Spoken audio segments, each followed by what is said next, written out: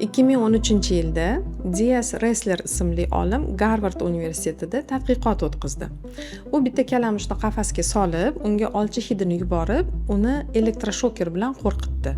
Va mana shu kalamushdan tug'ilgan bolani yana qafasga solib olcha hidi yuborganida bu kalamush ham hozir xuddi unga nimadir zarar tegishi mumkindek, xavf-xatar sezgandek katakda yugurib o'ziga joy topa olmabdi.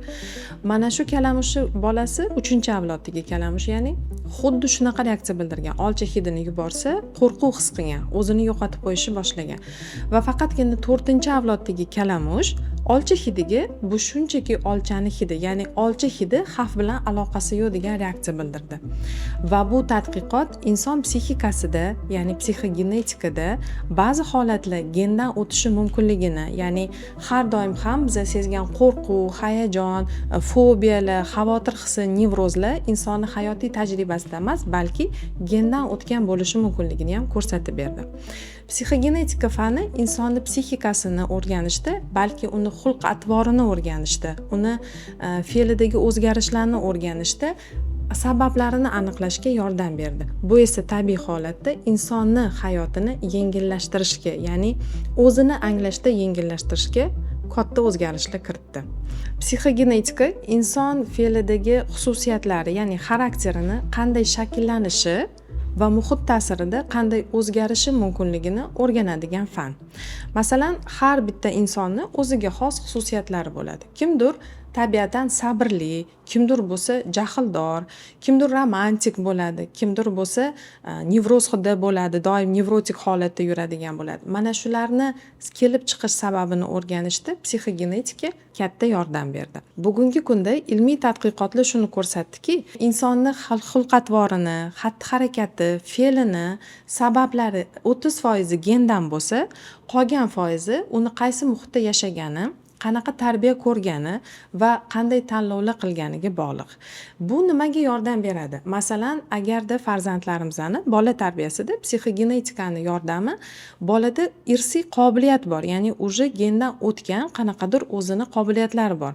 Mana shu qobiliyatlarni rivojlantirishga qaratilgan tarbiya usulini tanlansa, ana o'sha qobiliyatni rivojlantirsa, bola muvaffaqiyatga erishishi tezroq bo'ladi. Yoki bo'lmasam, mana o'zimni sohamga tegishli bo'lgan psixoanalizda insonni irsiy omillarini kuzatish, ya'ni nima sababdan u o'zini shunaqa tutadi, nima sababdan bu ba'zi holatlarga shunaqa reaksiya bildiradi. Kimdir xiyonatga oddiy qarasa, kimdir bu narsani juda ham katta muammo deb qaraydi, yoki kimdir yo'qotishlarni hayotiy shunchaki bo'ladigan voqea deb qarasa, kimdir juda ham qattiq ta'sir qiladi. Bularning hammasini psixoanalizda biz o'rganganda mijozga o'zini anglashga yordam beradi. O'zini anglash bo'lsa, muammoni yechimini tezlashtiradi. Chunki inson faqatgina o'zini anglaganda, o'zi bilan o'zi tanishganda, ba'zi xulq-atvori, reaksiyalari, xususiyatlarini, qobiliyatlarini, ildizi nimadaligini bilsa, uni o'zgartirishi osonroq va tezroq kechadi.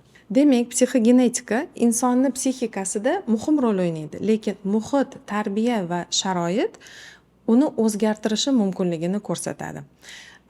Masalan, shunaqa tushuntirsak, psixogenetika insonni boshlang'ich nuqtasini belgilab bersa, psixoanaliz orqali, o'zini anglash orqali u bu nuqtani o'zgartirishi va qanaqa inson bo'lib shakllanishi, qaysi odamiy xislatlarni o'zida o'zgartirishi mumkinligini anglashi orqali u o'zini hayot yo'lini belgilab beradi. Psixogenetikani men o'zim sohamda inson o'zini tahlillashiga qarab, masalan, shaxsan men mutaxassis sifatida oldimdagi har bitta mijoz bilan bunaqa yashashingiz kerak, mana bunaqa yo'l tutishingiz kerak, mana bu vaziyatga bunaqa reaksiya qilishing kerak degan tavsiyalarni bermayman. Aslida insonni o'zi bilan o'zini tanishtirsangiz, bundan oldingi video darslikda aytganimizdek, men kimman savoliga javob topa olsa, inson o'z hayot strategiyasini tuzib, xatti-harakatlarini, o'ziga yoqmagan harakatlarini boshqarishi, o'zida shakllantirishni xohlagan harakatlarni, odatlarni o'zida singdirishni boshlashi mumkin. Shuning uchun insonlar bilan o'zingizni tahlil qilganda men har doim aytamanki, har qanaqa o'sish inson o'zini tahlil qilishidan boshlanadi. Mani fe'l-atvorimdagi qaysi xususiyatlar menga yaxshilikka ishlaydi, qaysi xususiyatlar menga hozir ziyonga ishlaydi va qaysi xususiyatlar mani hayotiy tajribamdan kelib chiqqan holda menga plusga ishlaydi, qaysi hayotiy tajribaga hozirda o'rin yo'q. Masalan, o'sha biz bitta narsani kuzatamizki, bizdan oldingi avlodlar urush davrini ko'rgan avlodlarda ko'pincha mahsulotlarni g'amlab qo'yish, qishchi g'amini yeb qo'yish, ya'ni ko'p qilib mahsulotlarni olib tashvishda, ya'ni yo'qotish tuyg'usi ularda kuchli bo'lgan. Qolmasachi, do'konlarda ololmay qolsakchi degan fikrda bo'lishgan. Bugungi kunda yoshlarimiz farovon hayotda yashaydi. Qishki narsani yig'ib qo'yish, g'amlab qo'yish, ertangi kunini xavotirini olish bugungi kungi sharoitga mos kelmaydi. Mana shularni tahlillash orqali inson o'zini hayot yo'lini belgilab chiqishi mumkin bo'ladi. Psixogenetika yo'nalishi psixologiya sohasida yangi hisoblanadi. Men buni o'rganishni 4-5 yil oldin boshladim va o'zimga shunaqa bitta maqsad qo'yganmanki, har qanday yangi ilm chiqsa, buni ildizini o'rganish va men buni asoschisi bo'lgan 1960-yildan boshlab psixogenetik tadqiqotlarni o'tkazgan olimlarni, kuzatuvchi psixogenetiklarni kitoblarini o'qib chiqdim va bitta tarafdan meni boshida bu xavotirga soldi. Nimaga inson demak butunlay faqat genga bog'liqmi? Bugungi meni tanlovlarim, xatti-harakatlarim hammasi faqat meni avlodimda yashalgan hayotiy tajribaga bog'liqmi deganimda, men topgan javob meni xursand qildiki, yo'q, unaqa emas ekan. Insonni bor yo'g'i 30-60% genga tegishli, qolgan 40-60% bu hammada har xil bo'ladi. Kimdadir genetik sabablar chuqur bo'lsa, kimdadir bu 30% ginani tashkil qilishi mumkin. Demak, hayotimdagi harakatlarim, meni fe'l-atvorimni o'zimni tanlovlarim, hayotiy tajribam, kuzatuvlarim va muhit bilan o'zgartirsa bo'lar ekan. Va mana shu Stutzenberg kitobi bor. Psixogenetikani asoschisi bo'lgan ayol kishi, psixogenetik, psixoanalitik bo'lgan u ham Stutzenbergning kitobini o'qiganimdan keyin men undan oldin o'qigan Idris Shohni Ilonlar afsungari kitobi bilan solishtirdim. Demak, Stutzenberg asarida psixogenetikada insonni o'sha 30-60%ni uni gendagi yashab o'tilgan vaziyatlar, hayotiy tajribalari belgilab beradi desa, Idris Shohni asarida shunaqa bitta misol keltiradi. Agarda siz deydi biron bir jonzotni tarbiyalamoqchi bo'lsak, ya'ni bizda sirkda dressirovka deydi-ku, tarbiyalash, qanaqadir harakatlarga, ma'lum harakatlarga o'rgatmoqchi bo'lsangiz, bitta hayvonga doim bir xil narsani o'rgatgandan ko'ra, bir to'da hayvonlarning orasiga o'rganilmagan hayvonni kirgizsa tezroq o'rganadi degan. Ya'ni Idris Shohni maqsadi aytmoqchi bo'lganki, bu kitobda insonlarni qaysi muhitda yashashi uni tarbiyasiga tezroq ta'sir ko'rsatadi. Agarda siz farzandingiz ziyoli, o'qimishli, muvaffaqiyatli bo'lishi uchun sizda gendan qanaqadir resursli bo'ladi. 30%, 60% avlodingizda kimdir o'qimishli, ziyoli bo'lgan bo'lsa, kimdir muvaffaqiyatli savdogarlar bo'lgan bo'lsa, unda bu genetik resurs bo'ladi. Lekin agarda bo'lmagan taqdirda ham farzandingizni o'sha muhitga solib qo'ysangiz, ya'ni o'shanaqa muhitda insonlar o'qishga qiziqqan, muvaffaqiyatga qiziqqan, maqsadlarga qiziqqan muhitda bo'lsa, farzandingiz tezroq muvaffaqiyatli bo'ladi.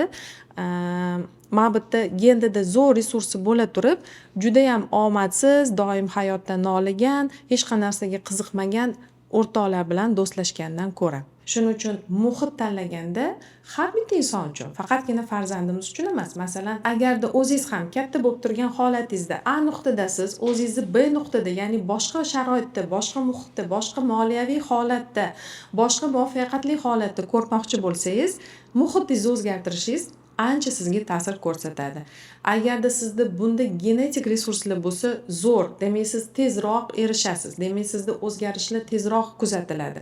Lekin sizda genetik resurs bo'lmasa ham fikrlaringizni, harakatlaringizni, tanlovlaringizni o'zgartirish orqali, muhitni o'zgartirish orqali, chunki muhitni siz tanlaysiz. Har bitta inson o'zi uchun o'zi tanlaydi, qaysi muhitda bo'lishni xohlaydi.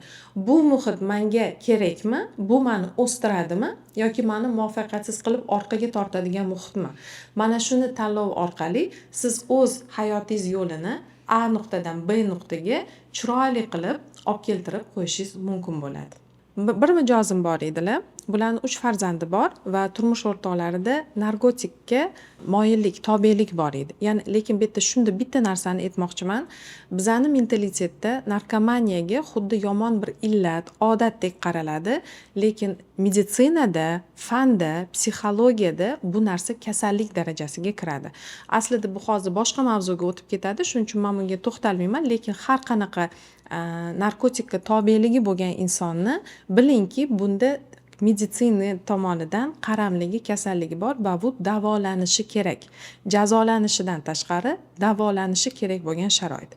Agar mijozimga qaytadigan bo'lsak, demak, mana shu er-xotindan 3 ta farzand tug'iladi va 3 farzandida agarda otada genda narkotikka moyillik bo'lgan bo'lsa, demak farzandlarda tolerantность deydi buni meditsina tilida, narkotikka qarshilik ko'rsatish kuchsiz bo'ladi. Ya'ni moyilligi ko'proq bo'ladi. Lekin mana shu farzandlar uchalasi 3 xil muhitga tushgan. Ya'ni bitta farzandi maktabda boshqacha bir muhitda o'sganki, u o'qishga, ilmga intilib, hayoti o'ziga maqsad qo'yib, otamga o'xshamayman, men boshqacha bo'laman degan qaror bilan o'zida genetik moyilligi bo'la turib, hayotini tanlovini o'zgartirgan. Va lekin ikkinchi o'g'il farzand aynan mana shu muhitga tushib qolgan. Ya'ni uni do'stlari ham deyarli yomon odatlarga o'rgangan, hayot tarzi tartibsiz bo'lgan va dunyo qarashi ham salbiy tomonga o'zgargani uchun u bolada bunga moyillik oshib, salbiy oqibatlarga olib keldi. Demak, yana aytamanki, genetikada bizda resurslar bo'ladi, lekin bu resurslarni foydalanishda muhit juda ham katta o'rin tutadi. Yo muhitda sizdagi moyillik namoyon bo'ladi, to salbiy yo hatto salbiy bo'lsa ham, yomon odatlar bo'lsa ham, yoki bo'lmasa sizda o'sha muhit yaxshi odatlaringizni yuzaga chiqarib beruvchi omilga aylanadi. Xulosa qilib aytadigan bo'lsak, yana boshida aytganimda aytaman, genetika bizani boshlang'ich nuqtamizni belgilaydi.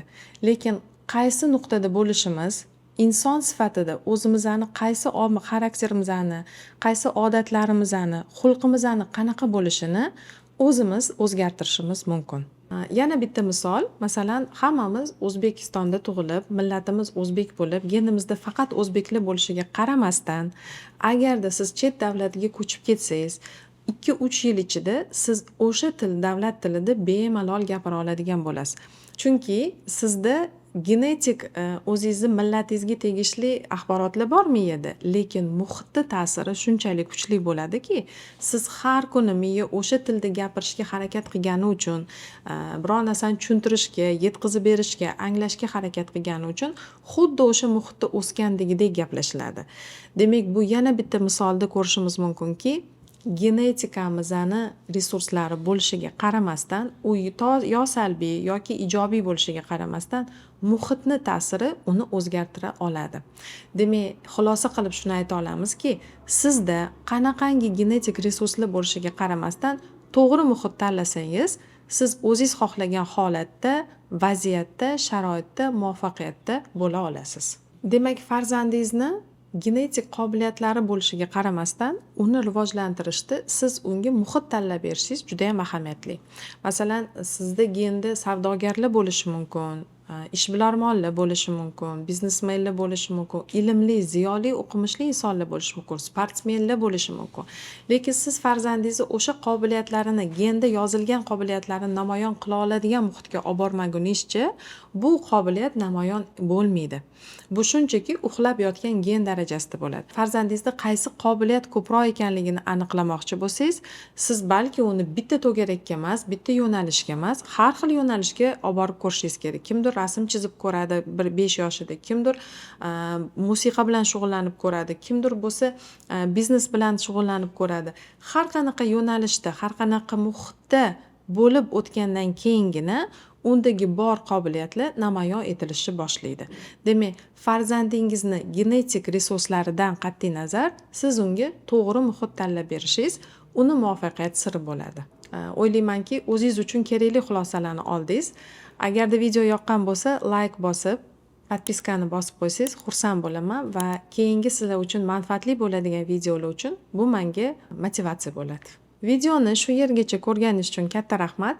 Sizlarni yana ham ko'proq ma'lumotlar bilan tanishtirish uchun o'zimni yopiq Telegram kanalimga taklif qilaman. Pastdagi link orqali Telegram kanalimga obuna bo'lishingiz mumkin. Izohlarda eng chiroyli, qiziqarli izoh yozgan inson bilan jonli ko'rishib, suhbat o'tkazamiz.